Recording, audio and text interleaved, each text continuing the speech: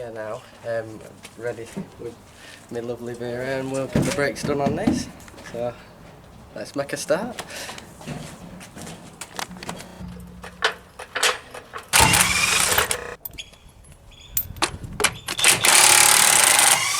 I bet you're undoing, Billy. Right, so what I'm doing now is, rather than usually you have to hit the drums off, rather than smacking them off and damaging the back plate, you just get the bolts in here and I just wind either side. Should then, and it pull it off and then I can just get it off. How does it do that? Like, just, can you see here? Yeah. Where it comes through there? Yeah. And it just goes on the...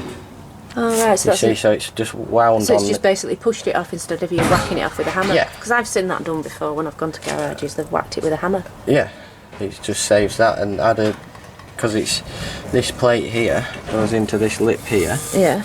And to hit it off, I'd have ended up probably hitting this plate, and then you bend the plate and then you just get a horrible noise. But it's scraping, so it's just damn so easy just to put them in. Yeah. Brilliant. But you can see it's been absolutely pouring. What's it been pouring? Brake fluid out, because look, it's all wet. Is that a cylinder there? Yeah. Yeah, it's so, I can imagine there'll be fluid behind here, which it is. Can you see how wet it is? Copper wire, you buy it from anywhere, like, I think got this from Halfords and it was like, I think about £15. And then you get a load of the ends, so the little, well, they're male and female, and then you also get a little crimping tool, so you put the pipe in the end, and I'll show you how to do that in a bit, but I'll just fold the next piece up.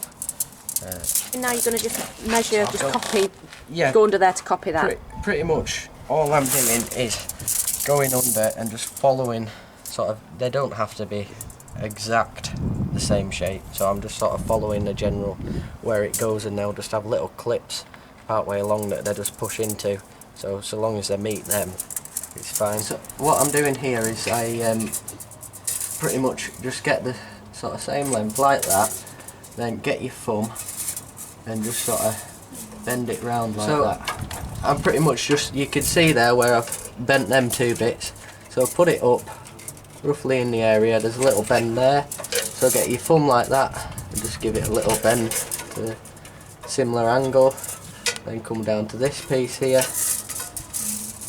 another little bend there. You can get folders for this, but you know, it's that easy to do, I sooner just do it with my thumb. Another bend there. So we come to the end there where it joins in here, so I've made this section up on this side, from a driver's side. So that was the initial piece that you showed us, that little piece? Yeah, that was a little piece. Then this is a passenger side piece here, so that's, you can see it, well, yeah, you just copied it the whole way along. Shape. Yeah, yep. Copied it. So now all I have to do is put two ends on it, and then I'll undo it and, you know, fit it in, and then bleed them up. And then, so what size pipe is that, Billy? It's 3/16, I think it is, brake pipe, that's, yeah. Put it in there and have it 5 to 7 mil, I usually do. What, sticking out? Sticking out right, past this lip. That's if you've got this folder, got this crimper, sorry. Other ones will be different, but then clamp it like that. That's got hold of it now. Right. Then you get that end there. Hang on, I didn't see that. Hang on. Yeah. Right, go on. So what that does is puts like a mushroom end on. Right, okay. And that's for the male fittings. And then well, I'll show you. You crimp it with that one. Yeah. And then if you're doing a female one, you crimp it with that first, and then you go over with this and push it in, and it does like the opposite. Right, so, okay. You know, they're fit together, but we're just doing the male one at the moment. Right. So put that in there, then, oh, can't even do it when I'm, wind it up, and then just keep winding it all the way. Like that. Take it out.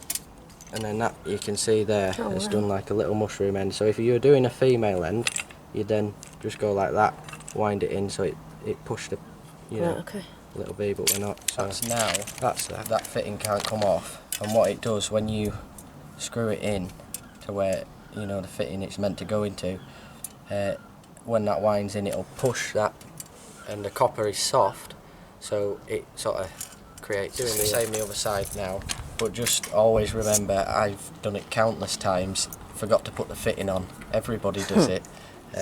So yeah, remember to put the fitting on. Yeah, because otherwise you can't get it on. It's you can get seals and redo these, but I think, to be honest, it's safer to redo them, because your whole, like, I have had one of these go before, and if that seal blows, your whole breaks. You've no brakes. You've no brakes. So I find it safer, you know. That's whenever I get one of these, even if in, you know, not good condition. What I do change with each cylinder before I put it back on, and any other sort of semi-moving parts, put a bit of copper slip on, because that one before was seized on, and I have done it before. Even if I wanted to say, like that for example, if a cylinder was still good, but the brake line's rotted in, and you can't get it off when it's on there, you need to take it out to get it off, and it's seized in. I've broken them off before, and you know, if you're hammering it off or anything and the casting breaks, then you have to buy a new cylinder. So just a bit of copper slip on, it just prevents it for future, and plus even if it is knackered, it's just easier to get off. Right. Hit me head, yeah. So you hit your head, then you go and put the T-piece in here. So that's just coming from that side cylinder now, so I've replaced that side. You can see this was as rotten as anything because it's broken. So that piece will then come, I'll plumb that in like that, and that'll come to this side, put that in there. And now I'll do the rest that goes forwards. So just put your head down, so that T-piece is there, and what's that for? That just, so basically there's one line coming from the front that comes back, and then it just separates it either way. Right, okay. So it's equal braking pressure either side. Mechanic, right, okay. I'll be working on something that will have this type of system, which is just copper tubing filled with, you know, brake fluid. And yeah, that's it really. I mean, I feel I could do this. Oh, I don't. You go, brake lines across the back there, all the way to there, done.